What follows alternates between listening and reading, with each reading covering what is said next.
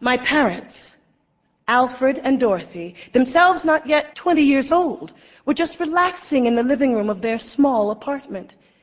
They had just spent their first Christmas together as husband and wife. A small Christmas tree stood in the corner, slightly underdecorated. Well, actually, very underdecorated, with only a few bulbs and ornaments. My mother, she sat in an easy chair next to the window, watching the snowfall, and she was crocheting a tiny white sweater for her firstborn, due in 8 more weeks. She chose white because she didn't know if it was going to be a boy or a girl, this being those prehistoric days before amniocentesis. My father, he was doing his Sunday thing on the couch, listening to the hi-fi as his beloved Miles Davis painted pictures with his horn.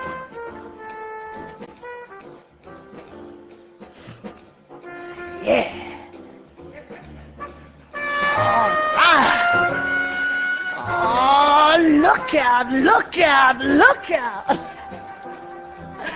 All blues in the middle of a snowstorm was all right with Daddy.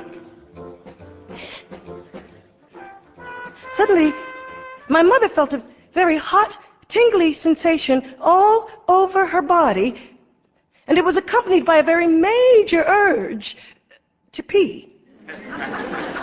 So she put down her needles and her yarn, and she quickly walked down the hallway that led to the bathroom.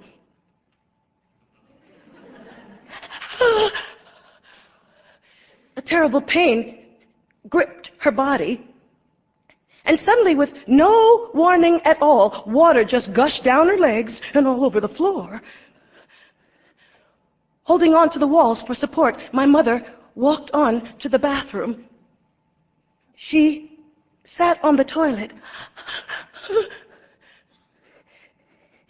Instinctively, to this day, she doesn't know what made her do it, but my mother just put her hand between her legs.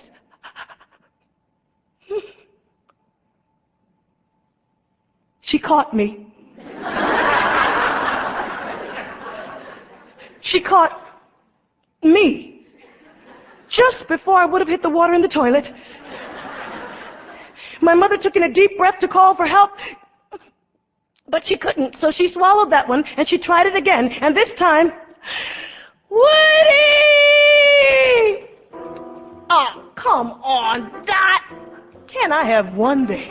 Just one day when I can kick back and listen to my music. Reluctant but obedient to the wishes of his pregnant wife, my father walked down that very same hallway. Slipping and sliding.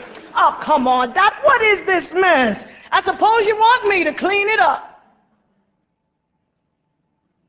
Getting no answer, my father walked onto the bathroom door, and he saw us there. My mother crouched down on the bathroom tiles, holding me in the palm of her hand. I was black, blue-black, and fuzzy all over, still attached by the umbilical cord, and looking closer, he could see that my fingers were still slightly webbed. My father looked into my mother's eyes and saw his own panic staring back at him. Not a word was said, but Daddy ran to the bedroom and he ripped the blanket off of the bed. He came back and gently wrapped us in this blanket. And then he found his car keys and he raced outside. It was deserted, silent. My father's bare feet made the only footprints in that snow. Slipping, sliding, running, falling, Daddy made it to the car to turn it on and warm it up. Then he raced back inside. He found his boots. He found his heavy overcoat. He found Mommy's pocketbook with the important papers in it. And then he carefully picked us up, carried us down the front steps of 97 2nd Street, put us into that car. Then my father drove through my snow-covered town at God's speed. When he got to the emergency room of Albany Medical Center Hospital, Daddy came running in, holding us in his arms. My wife is having a baby! My wife is having a baby! And this very officious nurse came from out of nowhere. She said, "Young man, this is a hospital. You can't come screaming in here like that. There are lots of women having babies in this place tonight. Your wife is no different than anybody else." To keep listening to this audiobook for free, click the link in the description. It will take you to a free Audible trial where you can listen to this and many other books for free for 30 days.